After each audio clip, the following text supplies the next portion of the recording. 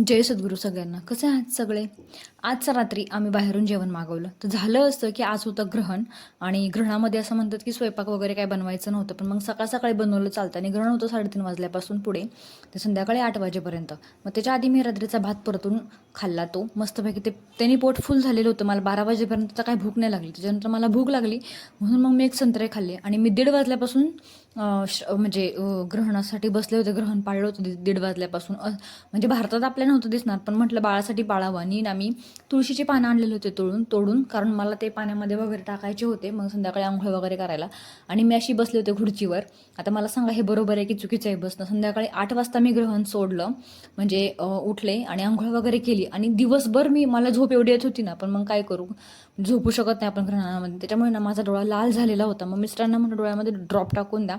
मस्तपैकी ना लवकर झोपून घेतलं मी, ड्रॉप वगैरे टाकला आणि मस्त आरामशीर झोपून घेतलं. तर चला बाय. तुमचा दिवस कसा गेला सांगा.